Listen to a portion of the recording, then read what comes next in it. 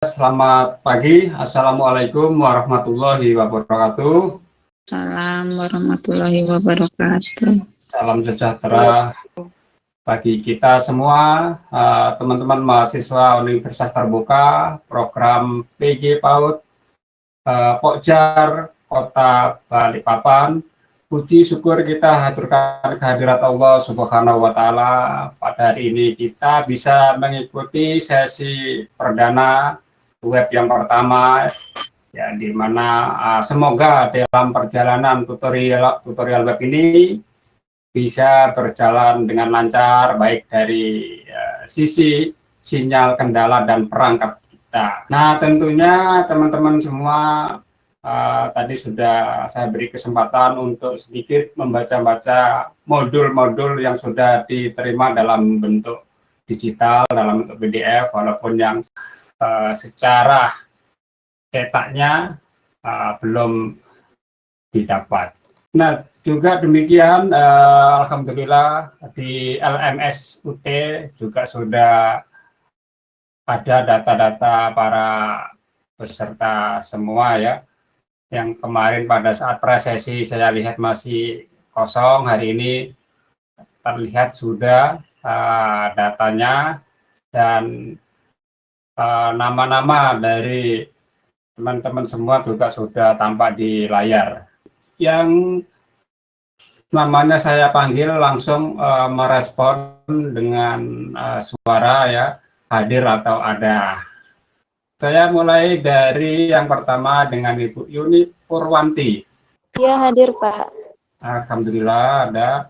Ada Bu Gusti Ulyatul Maulidah. Hadir Pak. Alhamdulillah ini berarti sudah hadir semua. 14 orang, semoga bisa bertahan di hari-hari berikutnya, lengkap semua peserta. Oke, kita hari ini akan langsung pada modul yang pertama kita akan masuk pada materi inti, yaitu mata kuliah komputer dalam kegiatan pengembangan anak usia. Kita akan melakukan tinjauan dan konsep dasar hakikat daripada komputer itu apa dan bagaimana. Nah, perlu kita ketahui bahwa mata kuliah PAUD dengan kode 4408, ya, komputer dalam kegiatan pengembangan anak usia dini ini akan membekali, ya, teman-teman guru PAUD, calon guru maupun yang sudah guru, ini kebanyakan sudah guru ini, ya. Mungkin ini sebagai penguatan, ya, yang memang sudah terjun di dalam dunianya agar mampu mengenal komputer dalam kegiatan pengembangan anak usia dini. Yang mana mata kuliah ini juga akan membahas tentang desain pesan, ya, desain pesan yang akan kita sampaikan di dalam proses pembelajaran. Ini penting, ya, bagaimana mengemas dan mendesain. Juga desain pesan dalam proses komunikasi ke siswa kita. Juga literasi visual dan desain pesan, serta tujuan dan peran desain pesan dalam pembelajaran itu sendiri, serta teori-teori belajar yang mendasari penggunaan visual, persepsi dalam pembelajaran, ya, visualisasi berbagai jenis informasi, proses mendesain visual dan teknik visualisasi ide di dalam pembelajaran anak usia dini itu sendiri. Nah, saya akan mengawali dari pertanyaan mendasar ini, ya. Coba jawab dari teman-teman yang ada, ya, tentang apa dan bagaimana itu komputer. Menurut saya komputer itu adalah suatu alat elektronik yang dapat kita gunakan untuk menginput data lalu mengolahnya. Bisa juga kita gunakan untuk berhitung, seperti itu. Jadi yang sekilas saya baca seperti itu, Pak. Oke, baik, terima kasih Bu Yuni. Mungkin ada versi yang lain. Coba Bu Gusti Ulyatul Maulidah. Iya, ada Pak. versi yang lain. Kalau menurut saya, komputer itu adalah perangkat lunak yang biasa kita gunakan di rumah maupun di kantor. Nah, komputer ini bisa kita gunakan ya Pak ya, semacam kayak menghitung, membuat presentasi, atau menginput data sih Pak. Gitu aja Pak. Bisa disempurnakan lagi Bu Dian Novitasari? Iya, kalau menurut saya komputer itu adalah suatu alat elektronik yang mampu melakukan beberapa tugas, baik menerima input data ataupun memproses suatu data dari perangkat lunak tersebut. Itu aja sih Pak yang bisa saya tambahkan. Betul sekali. Jadi jawaban dari ketiganya benar sekali ya, di mana komputer merupakan suatu peralatan elektronik yang memiliki kemampuan menginput tadi kata kuncinya menginput data, jadi memasukkan data. Ya, setelah diinput diapakan ini oleh komputer? Dia akan diolah sedemikian rupa sesuai dengan kebutuhan pengguna. Ya, setelah diolah diapakan? Nah, akan dikeluarkan, akan menghasilkan suatu keluaran berupa informasi dalam berbagai tampilan ya. Apakah nanti informasinya itu berupa tulisan juga, apakah itu informasinya berupa gambar, apakah informasi itu berupa audio, apakah itu informasinya berupa video. Di mana penggunaan komputer dalam kehidupan manusia itu dilakukan untuk berbagai kegiatan ya. Tadi mulai dari penyimpanan data, ya, pengolahan data, mendesain pesan dan informasi, serta menyajikan informasi dan pengetahuan, mengkomunikasikan pesan itu sendiri ya. Mungkin kita sudah mengenal berbagai perangkat-perangkat yang untuk melakukan kegiatan ini. Katakanlah kegiatan terkait dengan penginputan data. Kira-kira biasanya kalau kita menginput data ini bisa menggunakan perangkat apa saja ini? Keyboard. Nah, betul sekali. Ada keyboard, ada mouse, ada mikrofon, ya, Light pen, ada light pen, touch screen, ada scanner, ya betul, fingerprint. Ini alat-alat untuk menginput data-data kita ya. Kemudian oleh komputer diolahnya yang melalui mesin-mesin komputer itu ya. Di dalamnya di sana ada prosesor sebagai otak utama dari komputer. Di sana ada RAM atau memori untuk menyimpan data. Ya, di sana ini diolahnya. Nah, setelah diolah sesuai dengan keperluan, sesuai dengan instruksi-instruksi program, ini nanti mau diapakan, ini nanti jadi apa, maka ditampilkan dalam bentuk tampilan ya. Apa alatnya ini untuk mengeluarkan ini, tampilan ini? monitor. Nah, ini berupa apa? Monitor, betul sekali. Nah, monitor. Kemudian kalau tampilannya berupa audio berarti alatnya bernama ya, kalau audio berarti perlu alatnya berupa speaker. Speaker mikrofon. Ya. Kalau keluarannya berupa video berarti perlu layar monitor. Ya, demikian juga gambar dan teks. Nah, seperti yang kita lakukan sekarang ini, diolah data kita berupa kamera ya, komputer merekam kamera wajah kita, komputer menerima suara kita, kemudian diolah sedemikian rupa saya yang ada di Samarinda bisa ditampilkan di seluruh dunia, terutama yang mengetahui akses ke sini, sehingga video saya terlihat, audio saya ngomong ada ya, gambar dan teks PowerPoint saya ada. Nah, ini apa itu konsep dasar atau definisi daripada komputer. Nah, kita akan lanjut pada hal yang lain. Kira-kira apa ini ya? Fungsi komputer dalam kehidupan kita sehari-hari. Coba, ini banyak sekali, ini bisa disebutkan salah satunya. Ibu Dwi Ambarwati. Apa ini kira-kira fungsi komputer dalam kehidupan sehari-hari? Mengolah data. Untuk mengolah data, oke, salah satunya mengolah data. Oke, Apalagi ini kira-kira Bu Amilatul Hidayah? Seperti kalau di rumah sakit buat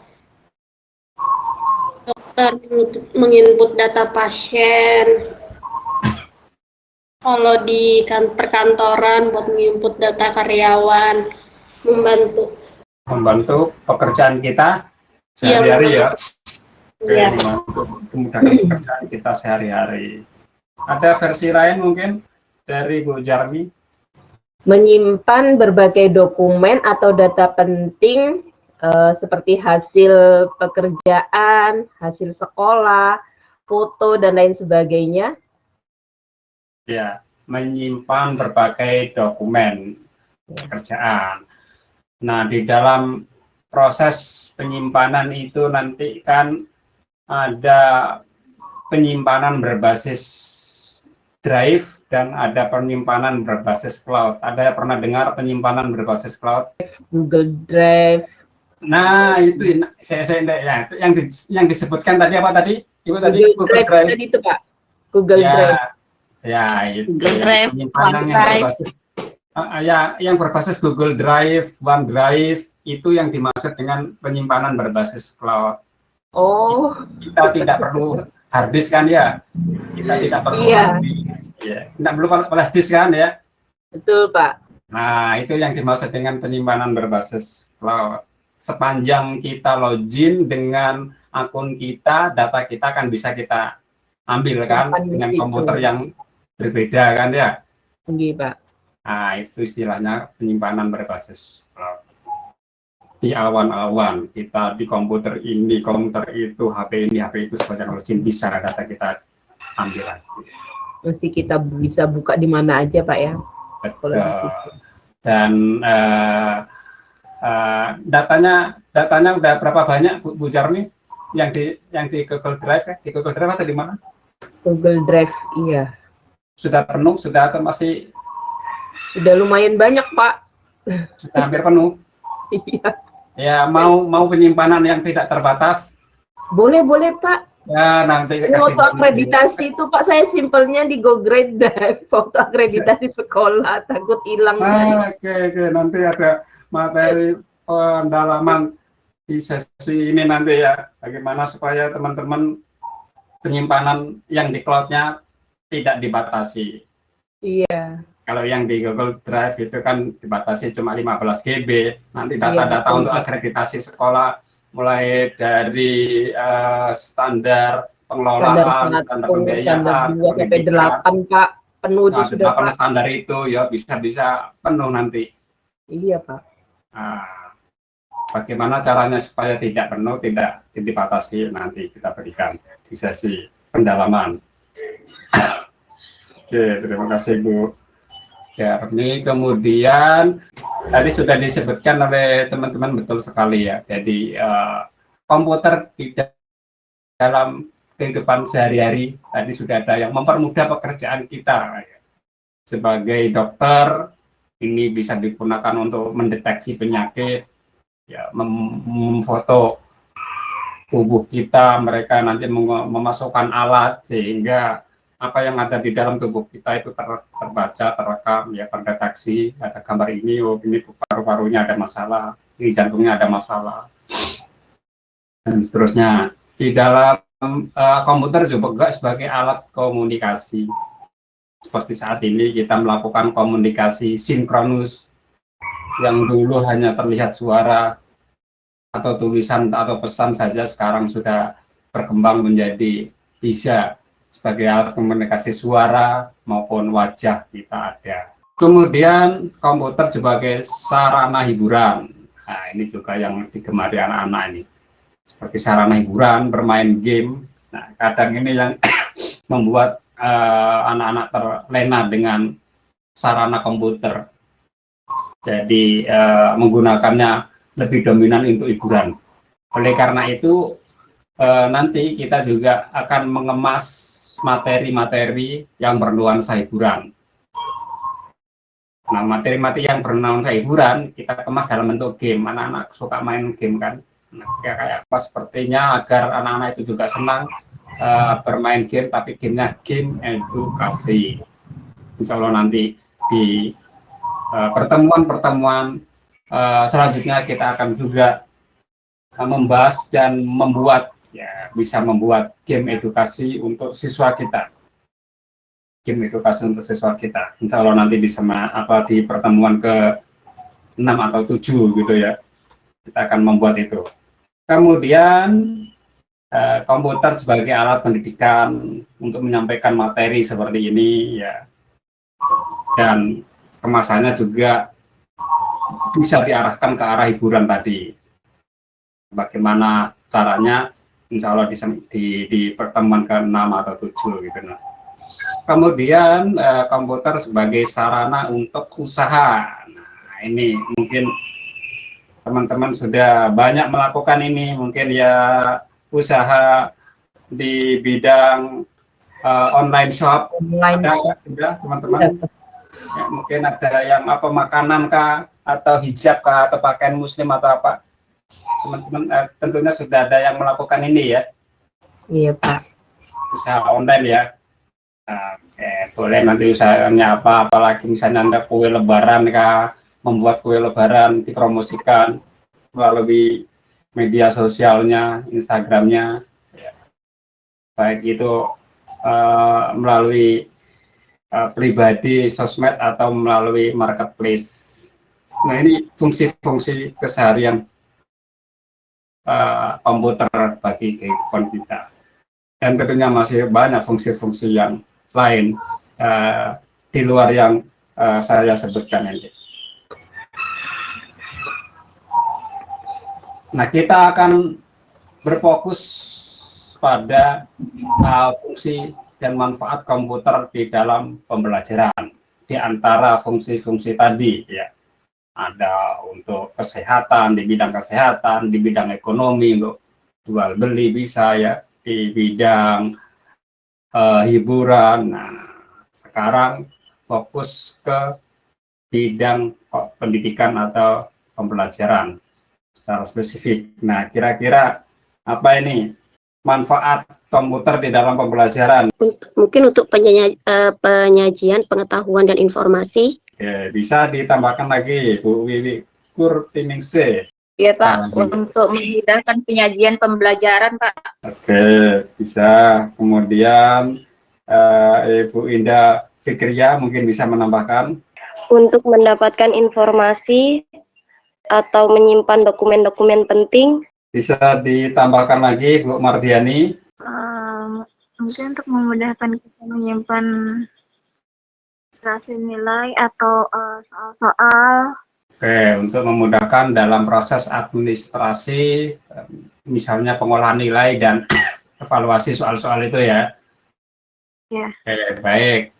Yang pertama adalah ini membuat sesuatu yang kompleks menjadi sederhana. Sesuatu yang ribet amat itu kan. Kalau kita uraikan dengan verbalistik, kalau kita uraikan dengan kata-kata, maka dengan teknologi komputer ini ternyata bisa dicerna dengan mudah. Oh, ternyata begini.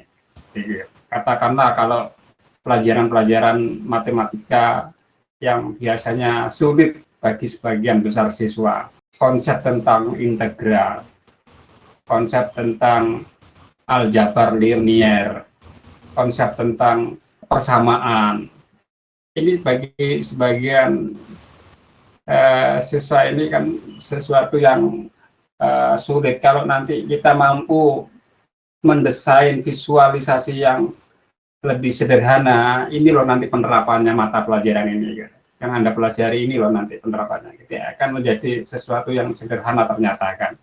Dan kalau dalam dunia pendidikan juga, komputer juga mengubah sesuatu yang sulit juga menjadi mudah dengan konsep-konsep matematika yang biasanya rumit tadi. Kita buat ilustrasi-ilustrasi yang lebih nyata. Misalnya kita berbicara tentang virus, kita berbicara tentang bakteri, ini kan bendanya kecil. Nah, kalau kita bisa visualisasi itu dengan komputer, dan sekarang teknologinya banyak sekali, mungkin teman-teman sudah pernah mendengar teknologi augmented reality, ya, virtual reality, di mana benda-benda yang tidak nampak oleh mata itu kita bisa visualisasikan dengan 3 dimensi, ada animasinya dan ada detail-detail informasi, ya. Ini akan menjadi sangat membantu. Juga komputer mampu membuat sesuatu yang abstrak menjadi lebih konkret, seperti teori-teori dan rumus-rumus dalil-dalil matematika tadi, yang sebagian besar siswa barangkali ini abstrak, ya, pada permainan X, Y, Z, ya, dan lain-lain itu, ya.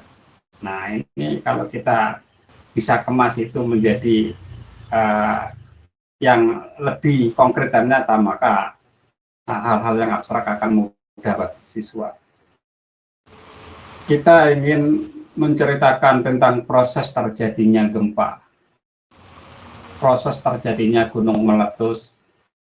Nah, ini kan kalau dilihat secara nyata kan susah gitu, ya, dan berbahaya. Kita bisa membuat animasinya, kita membuat simulasinya. Oh, proses terjadinya gempa itu seperti ini, ya, ada retakan bumi dan sini seperti ini, kan. Kita buat animasinya. Begitu juga proses terjadinya gunung meletus.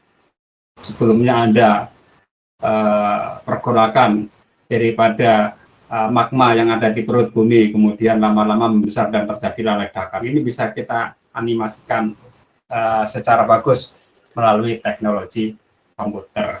Nah, nanti teman-teman bisa itu mencari video-video itu di YouTube, banyak sekali, ya, sehingga kita bisa sajikan ke siswa dalam kelas bahwa yang sedang kita pelajari ini seperti ini bentuknya, prosesnya seperti ini. Begitu juga dengan materi-materi yang lain, proses terjadinya bulan. Banyak sekali video-video di sana yang kita bisa berikan ke siswa kita. Oh, sesungguhnya terjadinya bulan itu, oh, seperti ini, ada bayangan bumi, matahari, dan seterusnya.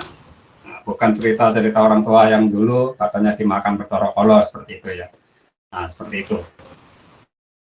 Jadi ada banyak manfaat dari komputer dalam pembelajaran. Yang pertama, ya, membuat sesuatu yang kompleks menjadi sederhana, membuat yang sulit menjadi mudah, dan membuat yang abstrak menjadi lebih konkret.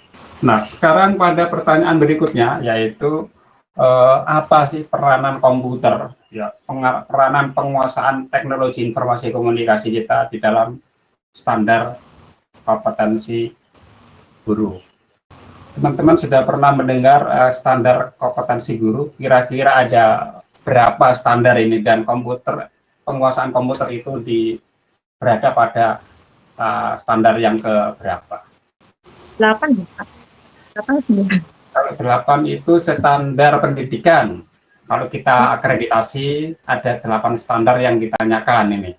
Ada pengelolaan, ada standar tenaga pendidikan, ada standar pembiayaan, standar sarana dan prasarana, dan standar-standar yang lain itu ada 8. Yang saya diskusikan lebih spesifik yaitu standar kompetensi guru. Nggak usah banyak-banyak. Standar kompetensi guru itu nggak sampai 8. Ada 4 saja, kan? 4 saja, ya, betul. Betul, 4 saja, nggak usah banyak-banyak. Kalau yang 8 tadi itu standar pendidikan ini banyak. Nanti sulit pemenuhinya, ya. Yang 4 aja. Berarti apa ini kira-kira keempat standar kompetensi guru ini? Pedagogi. Pedagogi. Profesional. Pribadi. Sama sosial. Sosial sama kepribadian, betul. Ada 4 saja. Ini mudah untuk kita penuhi. Nah, kalau penguasaan dalam bidang komputer ini peranannya di mana nih dari keempat ini? Kepribadian. Profesional kali, Pak. Kompetensi profesional. Ada yang kepribadian, apalagi? Pedagogik. Nah, ada pedagogik. Apalagi nih? TIK ya, bagi guru komputer kan ada mata pelajaran informatika, kan ada guru multimedia, termasuk saya guru multimedia, ada guru teknik komputer jaringan, ya ada guru bahasa pemrograman, itu sebagai standar profesional. Ya, jangan sampai guru TIK tidak bisa TIK ya gitu. Nah, tapi kalau bagi guru kita yang bukan guru TIK, seperti guru PAUD, guru SD yang tidak ada mapel itu, nah, tentunya TIK atau penguasaan di bidang komputer ini masuk dalam ranah pedagogik. Ya, tadi sudah ada yang menjawab itu ya, masuk ke dalam ranah pedagogik, yaitu bagian dari sebuah kemampuan menyampaikan sesuatu melalui peralatan komputer. Oleh karena itu, karena penguasaan di bidang komputer ini sebagai standar kompetensi pedagogik, maka guru harus memiliki pengetahuan yang baik tentang komputer dan teknologi komunikasi ya, dan juga bisa mengerjakan ke siswa. Kemudian guru juga harus menyiapkan siswa agar mampu menjalankan kehidupan di masa depan. Di masa depan bahwa nanti akan ada teknologi-teknologi seperti ini. Jangan sampai kita akan kaget dalam menghadapi kondisi situasi di mana nanti teknologi akan berkembang dengan pesat. Juga guru mampu menciptakan kegiatan pembelajaran yang memungkinkan siswa menyukai kegiatan belajar tersebut.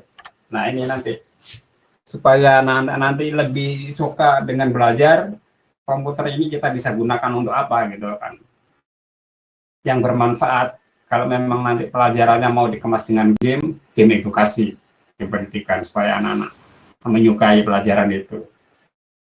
Kita bisa mengenalkan berbagai misalnya nanti ada tema lingkunganku, misalnya tema rumahku, atau tema mengenal diri, atau tema tentang lalu lintas.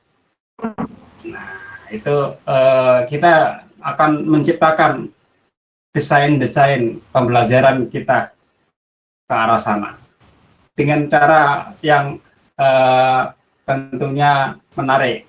Entah itu nanti akan kita konsep dengan gambar-gambar saja, atau kita sajikan dengan video, atau kita nanti sajikan dengan augmented reality, atau kita sajikan dengan teknologi virtual reality.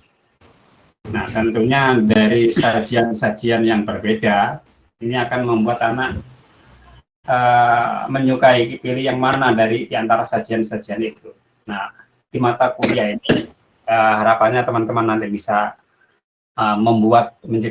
menciptakan sebuah aneka ragam bahan ajar yang membuat siswa menyukai pelajaran kita ya, dengan menggunakan TIK ini. Oke, tadi terkait dengan konsep dasar komputer, kita akan lanjut dengan perkembangan. Komputer ini mengalami perkembangan yang sangat cepat ya. Di antara teknologi yang ada di dunia ini, teknologi komputer tingkat kelajuan perkembangannya itu melebihi teknologi yang lain. Ketika pertama kali adanya komputer, kemudian hingga sekarang, ketika pertama kali ada mobil hingga sekarang, ketika pertama kali ada pesawat terbang hingga sekarang, maka boleh dikatakan tingkat perkembangannya itu melampaui ya dari teknologi-teknologi yang lain.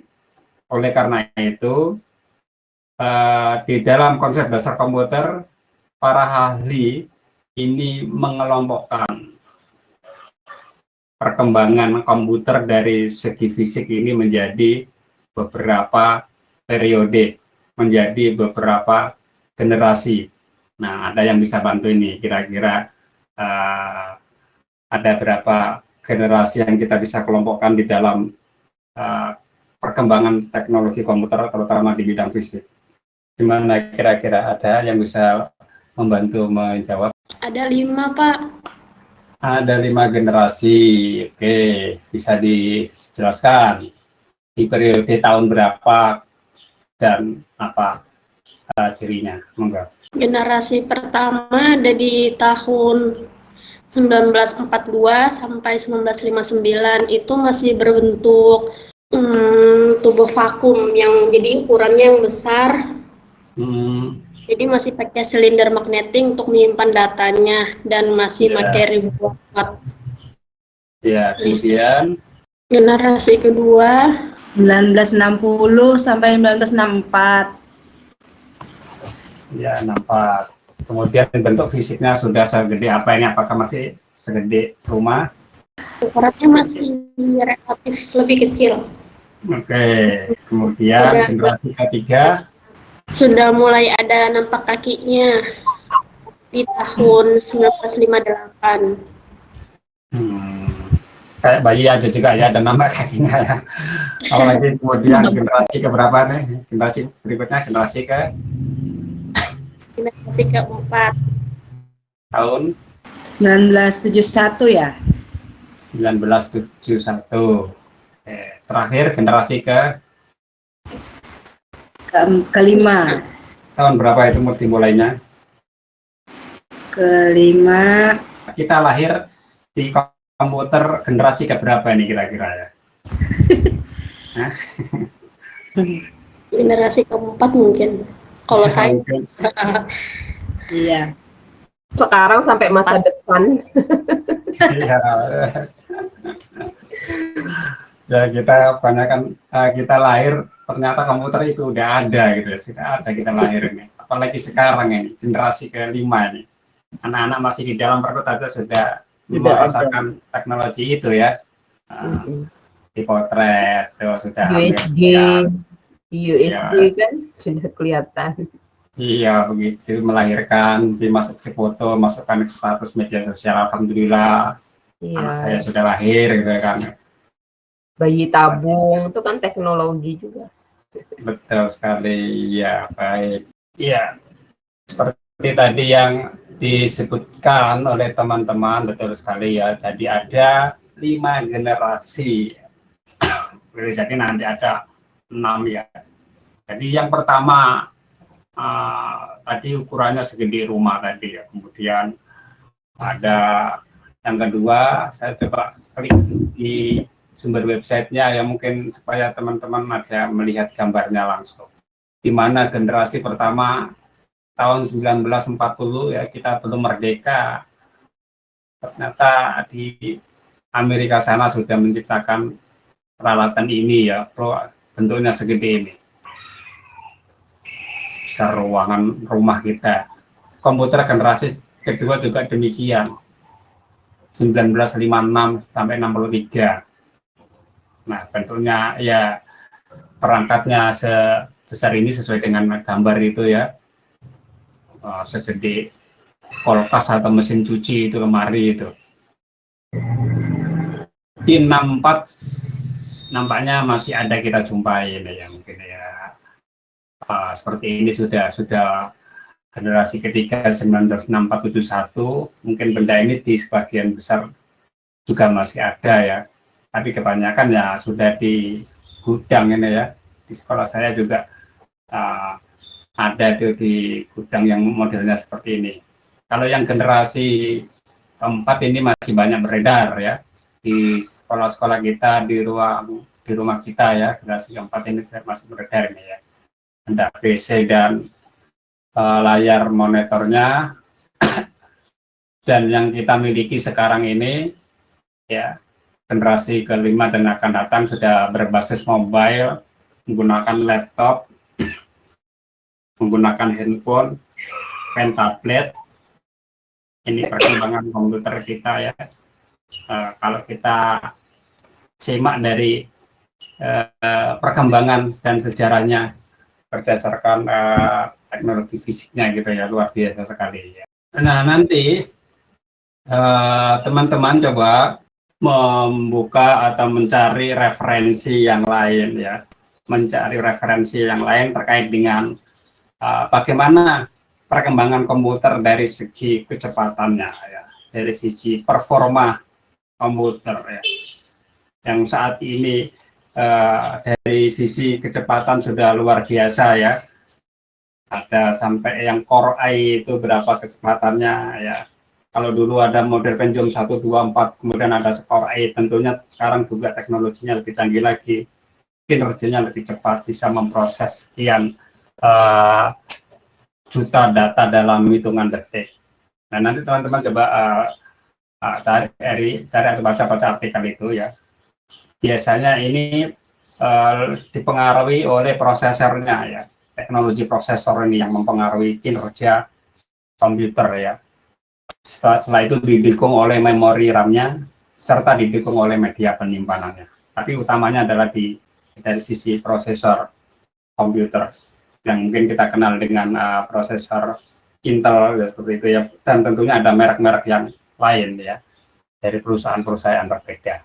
Oke, tadi saya berjanji kepada teman-teman akan memberikan materi suplemen tadi ya. Tadi di awal tadi kita berbicara tentang teknologi penyimpanan. Teknologi penyimpanan yang berbasis disk dan yang berbasis cloud. Yang berbasis disk tadi ada CD, ada flash disk, hard disk, ya yang berbasis cloud.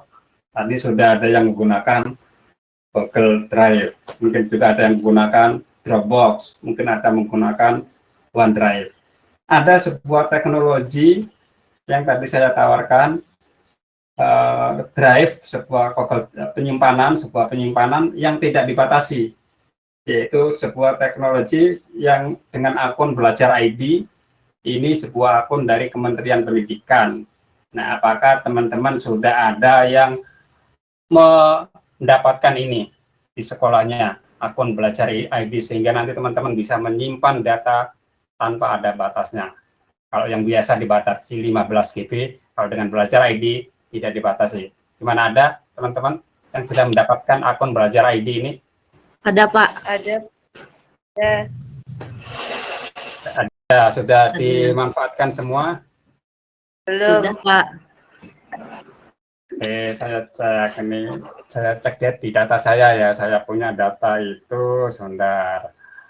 Punya data, lihatnya di grup WA nih, apakah sekolah teman-teman sudah mendapatkan atau belum. Dan ini diberikan oleh Kementerian Pendidikan ya, dari data Dapodik. Oke, ini adalah data dari sekolah teman-teman yang apakah sudah memanfaatkan, mengaktifasi ya akun Belajar ID sebagai sebuah media penyimpanan yang tanpa batas tadi dari kementerian ya. Saya coba cari kategori Kalimantan Timur. Oke, saya perlihatkan ada 422 PAUD yang ada di Kota Balikpapan. Sudah 187 yang sudah mengaktifkan dan memanfaatkan akun Belajar ID ya. Salah satu fungsinya tadi untuk media penyimpanan tanpa batas. Nah, coba teman-teman, adakah yang lembaganya di sini yang belum, yang masih nol ya? Ada Pak, saya Pak, Asokit. Asokit. Ya. Hidayah juga Pak belum. Hidayah belum. Nah, adakah teman-teman di sini yang juga merangkap sebagai operator Dapodik? Ada Pak. Nah, coba yang sudah yang sebagai operator Dapodik, ada yang belum mengunduh file akun Belajar ID. Kalau yang sudah bisa dibagi ceritanya, kira-kira kita mengunduhnya di mana nih? Di SSO Data, Pak. Video Novita bisa share screen dari laptopnya. Oke, nah ini ya, jadi loginnya di sini. Udah loginnya, masuk ya, Pak ya? Udah kelihatan ya, Pak? Sudah kelihatan, Ya. kelihatan. Ini kita masuk. Mulai dari mencari di Google, coba. Mulai mencari di Google di ini. Google. Nah, coba ini ditemukan di Google, coba buka Google. Ini. Ya, buka tab Google-nya. Misalnya, ini alamatnya kok panjang sekali, ini rumit diketik ya. Coba mencarinya kok mudah kok. Mencarinya mudah di Google. Ketik aja ketik apa PD data Dapodik coba ya, PD data Dapodik. Data ya Kemdikbud ya udah itu PD data Kemdikbud ya udah wes. Nah ini begitu diketik PD data Kemdikbud akan muncul ini kan. Silakan login, dapat ditemukan. Nah ini akan muncul ini ya, dan email ini adalah email yang digunakan untuk ke Dapodik. Coba masuk aja, demokan biar teman-teman yang belum mengaktifkan bisa nanti menginformasikan ke teman-temannya kalau yang di sini bukan operator Dapodik. Nah, di sana ada unduh akun. Coba diklik unduh akun. Nah, ada dua unduh akun ini, ada akun peserta didik dan akun PTK. Ya, kalau akun peserta didik mungkin nanti itu kita undang siswa lah, kita undang orang tua lah, kegiatan parenting ya. Nah, yang penting akun gurunya dulu diunduhkan. Kayak apa kalau diunduh bentuknya seperti apa Bu Dianovita? Pilih yang PTK aja, gurunya dulu, nggak apa-apa. Pilih yang unduh PTK. Kita lihat, nanti ada datanya, data Excel gitu ya. Datanya di Excel, saya coba share screen yang Excel ya Pak. Ya, coba ya. Nah, seperti ini nanti ya teman-teman ya. Jadi ada, coba dilebarin sedikit ya. Ada yang kategori teacher, ada yang kategori admin. Ya, kategori admin ini kepala sekolah ya. Kalau kepala sekolah atau pemimpin dari lembaga itu, maka akunnya namanya admin, seperti ini punya Dian ini ya, admin Diansari 115 @admin.paud belajar ID.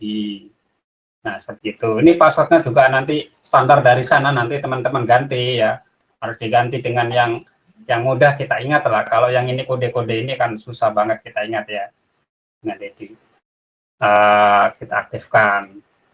Kemudian ada guru paud.id ya. Kemudian ini sudah diaktifkan semua Bu Dian, teman-temannya? Alhamdulillah sudah Pak. Sudah saya gabungkan juga. Oke, sudah digabungkan ke sana ya. Iya. Alhamdulillah begitu nanti teman-teman caranya ya, cara mendownloadnya ya. Beritahu ke teman-teman operatornya, kalau misalnya Bapak Ibu di sini bukan operator, minta di-downloadkan, caranya seperti itu tadi. Nah, kalau kebetulan operator ya udah di-download tadi caranya, PD data Kemdikbud, login, unduh akun PTK-nya dulu. Nah, ini juga kemarin ada edaran yang menyatakan bahwa akun ini harus juga sudah dikaitkan ke SIM PKB sampai tanggal 12 April. Kemudian sudah ditautkan ke SIM PKB? Ke SIM PKB-nya? Sudah Pak, sudah saya tautkan ke sudah SIM PKB. Ditautkan ke SIM PKB, Alhamdulillah. Gimana teman-teman yang lain? Ada yang belum menautkan, sudah diaktifkan SIM apa itu, akun belajar ID tapi belum ditautkan? Saya sudah, Pak. Oke, alhamdulillah sudah. Nah, teman-teman untuk misalnya ada data guru kita yang belum ada. Tadi kok saya dapat cuma ini aja, kok ada guru kita yang nggak dapat, termasuk di sekolahnya Bu Dian tadi ada semua dapat ya Bu Dian ya, atau ada yang ketinggalan Bu Dian? Ada satu guru yang tidak ada Pak, namanya di situ. Mungkin update datanya baru ya, baru gurunya tersebut baru ya? Iya benar, baru kami masukkan ke Dapodik. Oh iya, karena baru dimasukkan ke Dapodik, ya boleh jadi belum terupdate datanya ke pusat, sehingga pada saat merilis akun, nama tersebut belum ada. Nah, nanti caranya update saja datanya nanti ke sana ya, ke pusat sana, atau cara cepatnya silakan buka ini ya, website belajar.id. Kita buka websitenya. Di sini ada tampilan pertama untuk kita segera periksa akun belajar. Ya, saya informasikan bahwa untuk memeriksa ini bukan menjadi patokan utama, karena data-data kita yang di akun belajar ID belum semuanya disinkronkan dengan website yang ini ya, termasuk punya saya sudah punya lama sekali, tak sejak Desember 2021 boleh jadi dianggap tidak ada ya. Sebentar saya coba cek lagi nih. Jangan-jangan dianggap tidak ada nih. Kita cek apakah akun belajar saya tidak ditemukan Bapak Ibu. Ya, jadi kalau seperti ini jangan panik ya. Jangan panik, bukan berarti akun kita tidak ada atau belum aktif ya. Sepanjang Bapak Ibu sudah pernah mendapatkan dari operator Dapodik data Excel tadi, silakan langsung buka namanya Gmail ya, buka Gmail aja. Katakanlah ya kita buka Gmail atau akun apapun ya, dalam kondisi terbuka Gmail atau tidak, nah masalah, tapi gunakanlah Google Chrome. Gunakan Google Chrome dan ketika kita sudah aktif, klik aja di sini. Nah, ini ya. Ini kan masih email biasa. Yang kan fakaltim@gmail.com yang kalau kita akan gunakan untuk nyimpan 15 GB udah habis ya. Kalau dengan belajar ID nggak ada habis-habisnya. Nah, cara mengaktifkannya dari sini teman-teman ya, tekan add another account. Nah, ketikkanlah email yang tadi yang seperti ditunjukkan di laptopnya Bu Dian tadi ya, misalnya saya punya ini. Nah, ini emailnya ini Muhammad Mkom 21 punya saya ini, padahal saya tidak mengendaki itu, tapi di generate oleh komputer pusat ini, udah nggak apa-apa, kita terima aja gitu. Kemudian tekan next, otomatis muncul di atas. Kalau kita salah ketik biasanya ada muncul email tersebut tidak dikenali kalau kita ada salah ketik atau kita belum dapat itu ya. Kemudian kita masukkan passwordnya. Passwordnya dari mana? Passwordnya itu password yang tadi ada di data Excel. Ketik saja, karena saya sudah pernah rubah ya, nanti tidak ada lagi pertanyaan, silakan rubah. Ini berarti sudah oke, berarti ini sudah aktif ya, ini sudah aktif, ini saya oke saja, atau cancel juga nggak masalah, kita oke saja ya. Udah sampai di sini data kita udah aktif ya, jangan dicek di yang website yang saya tunjukkan pertama tadi, yang tidak ada gitu kan akun kita, karena data kita belum terhubung ke sana secara keseluruhan. Nah, sampai di sini udah aktif ini ya, klik. Nah, ada Muhammad Mkom 21. Nah, patokannya di sini Bapak Ibu ya. Untuk mengecek apakah kita sudah mengaktifkan atau belum. Yang 0, yang tadi yang saya tunjukkan 000 tadi belum diginikan. Ya, boleh jadi belum di-download oleh operator Dapodik dan belum dilakukan aktivasi dengan cara mengecek seperti ini. Kemudian setelah itu apa yang harus kita lakukan ya? Sebentar saya tutup salah satu. Tadi kita periksa ternyata email saya dianggap tidak ada ya. Kita abaikan, tetapi dengan cara yang tadi, jangan cara yang kedua tadi. Nah, sekarang kita harus menautkan SIM PKB kita dengan akun belajar ID, karena pemerintah ini akan menerapkan SSO ya, single sign on ya. Jadi satu akun untuk berbagai aplikasi layanan yang ada di Indonesia, terutama di kependidikan. Nah, teman-teman bisa buka di sini SIM PKB, kita login, klik. Nah, di sini kan kita dihadapkan ada dua pilihan masuk. Apakah dengan nomor UKG, apakah dengan akun belajar ID. Kalau teman-teman sudah pernah ya, menautkan, maka kita pilih akun belajar ID bisa nanti ya. Kita coba pilih another account dengan akun yang ini tadi. Nah, ini akun saya di belajar ID, kemudian tekan next, passwordnya kita ketik. Nah, kita bisa masuk ke akun belajar ID kita dengan kita bisa masuk ke SIM PKB kita dengan akun belajar ID. Nah, seandainya itu belum dilakukan, maka teman-teman harus masukkan nomor UKG. Nomor UKG-nya tentunya teman-teman sudah dapat. Kalau lupa Pak, gimana Pak ini kalau lupa passwordnya? Silakan menghubungi ketua komunitas ya. ketua komunitas di PAUD itu yang ditunjuk itu apa, ketua IGTKI, bisa ketua Himpaudi ya. Mereka punya akses untuk mereset password kita kalau kita lupa. Mudah-mudahan tidak lupa. Kalau misalnya ketua KKG atau ketua IGTKI atau Himpaudinya yang lupa gimana? Ya ke dinas, tidak direset ke dinas. Saya sebentar lihatnya dulu. Kemudian passwordnya tadi, ya mudah-mudahan tidak lupa. Alhamdulillah tidak lupa ya. Ini teman-teman, saya masuk ini dengan akun SIM PKB. Nah, bagaimana kita menautkan akun SIM PKB yang kita masukin dengan nomor UKG kita dengan connect dengan akun Belajar ID? Nah, teman-teman bisa klik di sebelah identitas sebelah pojok kanan atas ini. Sebelah pojok kanan atas kan ada muncul dashboard akun. Setelah itu pilih integrasi layanan. Nah, integrasi layanan, tekan tombol selengkapnya.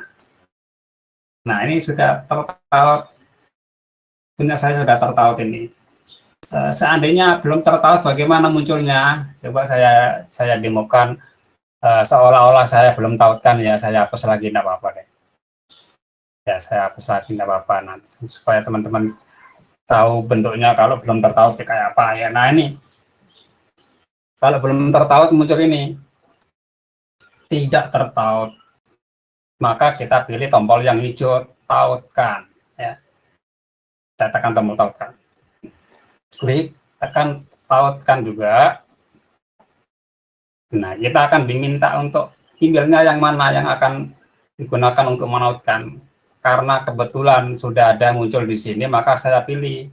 Seandainya tidak muncul di layar, bagaimana caranya? Ya, pilih gunakan akun lain.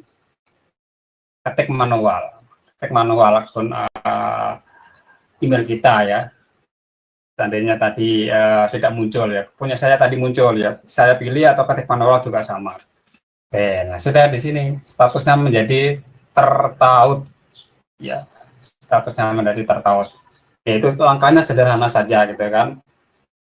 Nah, kalau sudah tertaut, di sini banyak sekali program-program yang nanti teman-teman bisa manfaatkan ya, entah itu terkait dengan kurikulum yang ada sekarang ya, kurikulum Merdeka ya, di mana di sana ada program-program pelatihan yang teman-teman bisa ikuti ya. Apakah nanti sekolahnya mau mengadopsi kurikulum yang baru, kurikulum Merdeka, maka di sana ada sudah dilengkapi instrumennya dalam bentuk RPP, modul ajar sudah ada. Juga ada pelatihan-pelatihan terkait ke sana ya. Atau mungkin sekolahnya mau mendaftar sebagai sekolah penggerak atau sebagai guru penggerak juga ada terintegrasi dengan layanan ini ya. Kita coba cek juga di bagian sini, personal data. Nah, mungkin teman-teman ada yang menanyakan, loh ini Pak, alamat email saya kok masih yang lama gitu kan, bukan yang Belajar ID gitu kan. Ini saya mau rubah di mana kok dikunci. Nah, ini di mana nih kira-kira nih merubahnya nih, kok dikunci di sini nih. Kemudian sudah dirubah ini. Ini belum saya lihat sini Pak. Ya di sini kalau ingin merubah ini, maka menunya ada di menu yang lain ya. Jadi ini tidak otomatis ketika kita tautkan, ini tidak otomatis terubah juga.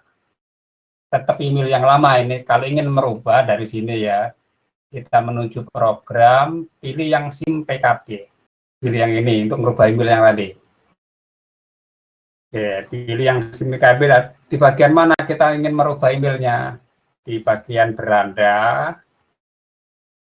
pilih profilku, kemudian kita cek lagi. Di sini ada data kontak. Data kontak ini kalau tidak muncul, silakan teman-teman klik lagi profilku sini kan. Silakan diklik yang gambar pensil.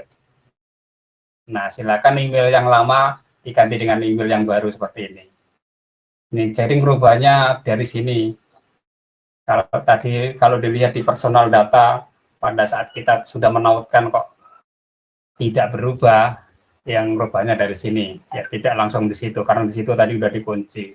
Termasuk nomor handphonenya, barangkali ada perubahan, nomor yang lama hilang, atau dihak orang hingga ganti nomor gitu ya. Nah, silakan disimpan dan dicek lagi di yang tadi di dashboard akun, di personal data, otomatis ini udah akan terubah. Nah, ini sebuah cara gitu ya untuk bagaimana kita memanfaatkan akun Belajar ID dan mengaitkan dengan SIM PKB, sehingga ke depannya nanti kita akan mudah dalam mengakses layanan-layanan dari Kementerian Pendidikan ya. Di dalamnya ada apa saja di akun Belajar ID, nanti kita bisa apa saja, kita coba lihat. Oke, kita coba lihat di sini ya. Nah, ini layanan-layanan yang kita bisa akses melalui akun Belajar ID. Misalnya di sini ada pemanggilan video. Pemanggilan video ini sama seperti kita menggunakan Zoom, sama kita menggunakan Google Meet sekarang ini ya. Dari berbagai platform pemanggilan video atau video conference ini, saya lihat ini lebih bagus ya, lebih ringan daripada Microsoft Teams yang sekarang kita gunakan. Ya, Microsoft Teams ini di antara platform-platform yang saya buat perbandingan ini yang agak berat ya, paling berat ketika hujan sedikit sudah terputus namanya. Nanti teman-teman bisa menggunakan ini. Ya, masih belum bisa mengalahkan Zoom sih saat ini. Mungkin Zoom masih menjadi yang terbaik untuk teknologi video conference atau pemanggilan video. Cuman kan di Zoom itu kan gratisnya itu kan 40 menit. Nah, sementara ini juga gratis, tapi tidak dibatasi waktu. Dibatasi peserta sama 100, tapi bisa kita akali dengan cara membuka room banyak. Kalau peserta kita 500, buka 5 room dengan waktu yang selisihnya 1 menit berbeda-beda. Jalan semua bisa diakali seperti itu. Apalagi fungsinya akun Belajar ini untuk rapor pendidikan yang kemarin barusan juga diluncurkan. Untuk aplikasi Merdeka Mengajar, kita ketahui bahwa kementerian sejak di awal menjabat sudah meluncurkan program Merdeka Belajar, kemudian meluncurkan program kurikulum yang namanya kurikulum Merdeka. Di dalam implementasi kurikulum Merdeka dilengkapi juga aplikasinya, aplikasi Merdeka Mengajar yang membantu Bapak Ibu guru yang sekolahnya sudah menerapkan kurikulum Merdeka. Ya, di sana ada bahan ajarnya, ada modul ajar, ada RPP, ada instrumen evaluasi, ya, termasuk karya-karya bahan ajar dari guru yang lain dan guru kita sendiri. Nanti kita akan coba praktekkan fitur-fitur ini ya di pertemuan-pertemuan yang lain. Kemudian tadi yang kita bahas di awal, penyimpanan daring, penyimpanan yang berbasis cloud, data-data akreditasi sekolah kita yang 8 standar itu, nanti bagaimana kita organisir sedemikian rupa, kita buat folder-folder sesuai dengan kategori standar ya. Ini ada folder kategori standar pembiayaan, kategori standar pendidik dan tenaga kependidikan, ya, kategori standar kelulusan dan lain-lain. Dokumen-dokumen tersebut kita scan ya, kita jadikan PDF, kita jadikan JPG, kita taruh dalam penyimpanan daring. Dan jangan khawatir ini tidak dibatasi ya, jangan khawatir penuh ya, karena kalau yang biasa itu dibatasi 15 GB, yang ini tidak dibatasi. Sehingga nanti ketika ada kegiatan akreditasi yang mungkin sekolahnya belum pernah akreditasi, cukup di-share drive-nya. Atau yang sudah akreditasi, sudah mau habis, mungkin tahun depan atau 2 tahun lagi, ya nanti prosesnya akan lebih mudah. Apalagi sekarang akreditasinya juga sekarang berbasis IT ya, tidak perlu bukti fisik yang di print, cukup dengan PDF ini juga bisa ya. Nanti akan kita demokan lebih rinci. Juga ada kelas daring yang saya punya itu untuk pembelajaran asinkronus seperti LMS. Ya, kelas daring ini seperti LMS UT. Teman-teman kan datanya ada di LMS UT itu ya. Nanti guru ngabsensi di sana, nanti guru ngasih materi di sana, gurunya ngasih tugas di sana. Ini kelas daring kita bisa ciptakan dari akun belajar ID. Apalagi ini Chromebook ini perangkat laptop, tapi nama laptopnya adalah Chromebook, tidak pakai Windows, jadi begitu dibuka langsung terbuka browsernya. Ini sebagai bentuknya fisik kanannya, nama perangkatnya Chromebook. Ada yang punya teman-teman Chromebook atau laptopnya masih laptop Windows biasa? Termasuk saya belum punya Chromebook ya, laptop saya masih Windows biasa. Beberapa sekolah SD SMP ada dibantu oleh Kemdikbud peralatan itu, SMK belum. Nah, kemudian untuk apa lagi ini, untuk presentasi daring, teman-teman bisa membuat PowerPoint, penyajian PowerPoint interaktif ya dengan daring ya, bisa dibuka dari mana saja ya tanpa harus menginstal Office-nya. Kemudian untuk membuat formulir daring di awal tahun ajaran baru mungkin perlu ada penerimaan siswa secara online, bisa dibuat dengan ini ya. Siswa boleh mendaftar secara online dari rumah atau datang ke sekolah. Kalau dari rumah, siapkan formulir-formulirnya dengan aplikasi ini. Ada lagi dokumen daring termasuk SIM PKB, pengolahan data dengan Excel, termasuk rumah belajar yang di sana nanti banyak sekali media-media yang bisa kita gunakan dalam proses pembelajaran di kelas ya, melalui rumah belajar. Nanti akan kita kupas lebih lanjut ya teman-teman ya tentang teknologi yang sudah dikembangkan oleh kementerian yang kita bisa gunakan untuk pembelajaran, baik itu jenjang PAUD, SD, SMA maupun SMK. Sehingga kata kuncinya teman-teman harus mengaktifkan akun belajar ID dulu ya hari ini ya, sehingga minggu depan kita bisa proses lebih lanjut memanfaatkan ini teknologi yang sudah dikembangkan oleh kementerian. Baik, untuk sesi hari ini saya cukupkan karena harus pindah ke ROM yang lain ya, di pokjar yang lain di PPU ya. Sebelum saya akhiri, silakan kalau ada yang ingin ditanyakan, monggo teman-teman. Kalau tidak ada pertanyaan, saya akhiri. Selamat pagi, assalamualaikum warahmatullahi wabarakatuh. Waalaikumsalam warahmatullahi wabarakatuh. Terima kasih Pak. Ya, sama-sama.